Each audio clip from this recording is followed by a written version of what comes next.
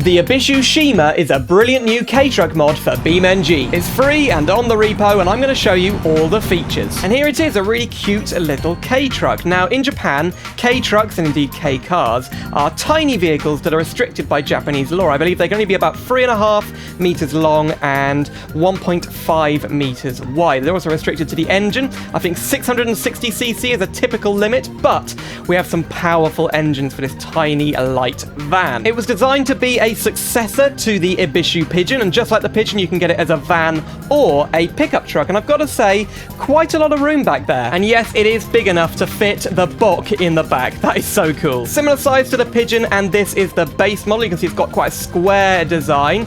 We have a 600cc engine under here, very similar to the Ibishu Pigeon, and the interior is also quite familiar. Okay, so let's take it for a spin with the Bok in the back. Now, 600cc, it's not very powerful, but it is quite light. I believe it weighs less than 700 kilos. Stop, I saw a car coming. Okay, out into traffic. The Bok is hanging on for dear life. And look at how cute these little lights are. So to drive, it's quite like the four-wheeled Pigeon. It's fairly stable. We're going to do a stability test a bit later. If I push it around this corner at about 50, I don't fit. Ooh!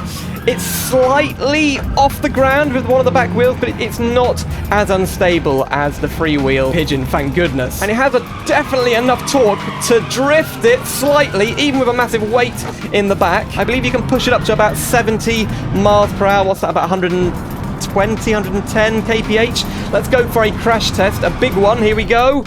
I missed it. Okay, into the gas station. That's better. Oh, and the Bok flies out. As you can see, it's a pretty strong vehicle. We have, whoa, it's rumbling, but we have the engine exposed at the bottom. It's fallen out the bottom of the vehicle, and the box seems to be perfectly fine. We've got opening doors and opening panels. You can fold down the side and the back, and I think this side as well. You can have a completely open bed. Unfortunately, you can't have a look under here at the engine, but that might come in the future. And here are all 11 configs. We were just in the base. Let's try the delivery van. Now, the bed is clearly taken from the Pigeon, but I do like these little rails or little hooks down here. We can open it up. Okay, it's being supported by a very small bit of metal, but you can open it up, and that looks really nice. I don't know why it's got an exposed back, but these things are used quite often as food delivery trucks or food stalls, so you could clearly make this into a little food truck to sell, I don't know, some kind of baked goods. The delivery van also has a really cool looking steering wheel. I love that. Okay, take it for a spin, and we don't have any weight in the back. Let's do a top speed test. Now, because it's lighter and more stable than the Pigeon, it is definitely better on the highway. We're doing 90 already. That is, oops, knocked it out of fourth gear. We're going up to 60 miles per hour now. It's perfectly stable. And we do actually have 5 gears. Do we have 6? No, but 5 gears is quite a lot for a Kei car. Okay, we're coming off the motorway now. This is going to be a pretty fast corner. It's pretty stable. We've got quite a lot of understeer and then a load of oversteer, but pretty stable. Okay, head-on collision with a massive D-series and slow motion. Oh, off-center, and the door is ripped off. We've kind of got stuck inside. Move it over here. Whoa, the steering's going crazy. Okay, yeah, really. Look at the wheels have buckled inwards. This mod is based on 90s Kei trucks like the Suzuki Super Carry and the Honda Acty. It's somewhere between the two. This is the high trim. I can't really see too many differences. Maybe they're mostly visual, like we've got the weird hooks at the back here. But the interior's the same and the engine's the same. What's not the same is this. This is the 120T. It has a 2-cylinder diesel engine and a turbocharger. And I love the detail. Look, you can see the little fuel tank here at the bottom. That is quite exposed. So a 2-cylinder diesel. Wow. That is crazy loud. Okay. Oh, we're getting backfiring. I mean, cars shouldn't backfire in this day and age, but is it fast? Oh, it's very torquey. Whoa. Okay, you can get a non-turbocharged version, but this is quick. Oh, that's 80, 90. Whoa, dodge. I wasn't looking where I was going. 100, 5th gear, 70 already. This is crazy. And it seems to backfire all the time. Very hard to keep it straight and level. Blow through this intersection, as they say, and that is a weird sight, seeing this thing go so quickly. Oh, uh-oh. Oh, no, that's gone poorly. I've been told this thing can actually haul quite well with the diesel engine. So we've got this trailer with 2.1 tons of planks inside. Will it reveal? There they are. 2.1 tons of planks. Goodness, it's loud and really jerky on the clutch. Okay, reverse up. I think that just signifies how much torque this thing has for such a small car. Okay, lock on. There we go. I don't know if this is going to work at all. Here we go. Oh, no, it's not rear-wheel drive. I think it's... Is it all-wheel drive? You know it might. It's all-wheel drive. I didn't know. Here we go. Yeah, we are off. We may need to lower the amount of weight in the back there. Okay, 1.4 tons. How does it handle 1.4 tons? Well, it's less weight down on the rear axle, and we are off. That's a lot better. Here we go, out into... Oh, yes! You know what? It is actually working. Whoa! No, it's not.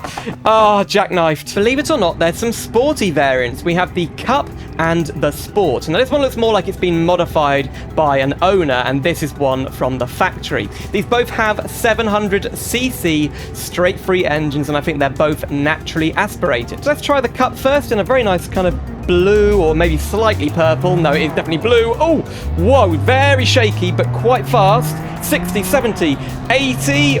Oh, yeah, and look at the red engine cover in there. Wow. Quite a nice noise coming from the exhaust. That's 90 miles per hour. I'm interested to see how this thing handles. And brake. Brakes are actually pretty good, but oh, makes it unstable. Try that again. Really hold on for dear life and stop this thing from having a big accident. Lightly brake into third and then power through. Ooh, that kick. Wow, it loves to kick for some reason. Okay, third gear out to 90, 100. We're not doing 30, we're doing a lot more than that. It does hold on, doesn't want to flip. We're going to try the Scandi Flick in the Sport, I think, soon. Here we go. Ooh. Oh, we nearly held it. Oh, I was going way too fast there. Right then, into the Sport. And I've got to say, I love these wheels. They look really nice with the red paint job. So this thing feels a little bit slower than the other, but look at that exhaust, that rusty exhaust there. So famously in an episode of Top Gear, Richard Hammond actually flipped something very similar to this. I think it was a Suzuki Super Carry, and he did that by doing a Scandi Flick. Let me show you what happens. Now we are on the drag strip, which gives us extra grip, but if I go right and then left, oh, yeah, instantly wants to flip over. Wow. And the wheels all bent in, but this body is actually pretty strong. Maybe a little bit too strong, but you know, the Pigeon actually as well is quite a strong little vehicle by BeamNG's standards. This thing revs up to 9,500. We do get over rev risk by doing that though. We don't have a rev counter inside either. Okay, let's try this through the corkscrew. See if I can do it properly now. Brakes aren't great. Oh, we kind of drifted it into there, but I think the gearbox is pretty primitive, agricultural, but yeah, it's okay. And the brakes, it just wants to spin. Definitely a bias towards the rear ones. And yes, there is a race one with a 1 litre straight 4. So race spec, this has a lot of horsepower. Let's have a look under here. We can barely fit the engine in, but 1 litre, let's see what we can do. Oh, a lot of wheel spin, and then, yep, good grip actually. The tyres are not too bad. There's 100 already, 70 miles per hour, 80. Okay, we're going to go through here. Brakes, again, are going to be a problem. Going to be a problem. Okay, pushing through there. Yeah, it's very flat. The suspension's been changed, and the tyres, I think, are they slicks? They might be slicks. Oh, it's not very sure, though. The grippy tyres do make it feel like it's going to, flip. Oh. Right, this corner is pretty much like doing a Scandi Flick, so I'm not sure if we're going to make it round. Oh, it wants to flip, but it's not. It's actually not flipping. Whoa! Oh. I mean, I'd love to see these things racing, but they're not very practical for racetracks. This thing has a pretty sweet off-road variant in a beige with very chunky tyres. We've got the diesel engine again. I quite like the way that thing sounds. And we've come to Utah to give some off-roading a go. Now, this is probably the best course on the map, the off-road course near the gas station and repair centre. Okay, so it's pretty powerful again. The tyres do feel good. Suspension is not too soft. I mean, the Pigeon does have the Rock Dove off-road variant, which is all right, and I don't think it has a diesel engine though, so this diesel engine is definitely helping us. Go around here. How does BeamNG actually simulate diesel engines? Are they that different? Maybe someone will know in the comments. I know you can fit a diesel fuel tank and it does sound different, but other than that, are these diesel engines any good? Okay, come on. I was expecting bits to fly off, but it feels pretty versatile. And I know this is like a crawling section, but we're going to take it pretty quickly. Oh, into first gear. Are we going to get stuck? The wheel's gone. The wheel's gone all wonky. It does work off-road, yeah. You need to take it really slowly or the wheel will go wonky. I like it though, and we're going to show my appreciation by taking it off a cliff. Oh, yes. There we go. Oh, Last little bit. Oh, that's quite a wreck. And look, the headlights popped out of its socket. The last config is called Freddy Spec, and this also uses the 400cc diesel engine. Now, Freddy, I believe, is a modder that helped with this mod. And yeah, the diesel engine all round is pretty good. I can see why a lot of the configs use it. So, whoa, oh yeah. Now, you do get the option of all-wheel drive or rear-wheel drive with all the different configs of this mod, and you can fit the turbo to all the different engines. So I love the customizability. I think maybe some work needs to be done to kind of refine it, remove a few of the bugs and the shakiness, but you know, I believe Baconzez is a fairly new model. This is one of their bigger projects, so I'm impressed. I really like it, and I can't wait for more of these kind of things to come, because there's another Kei Truck coming very soon by our friend Docro Swag called the Hirochi Talent. Not sure this config is my style, don't really like the pink or cerise colour on this thing, but let me know what you think about this mod in the comments. And if you'd like to see another video on a Japanese pickup or van mod in BeamNG, click the video on screen right now. It's of the amazing Hirochi Rush. Thanks for watching, that's all from me, and I'll see you soon for some more simulator adventures.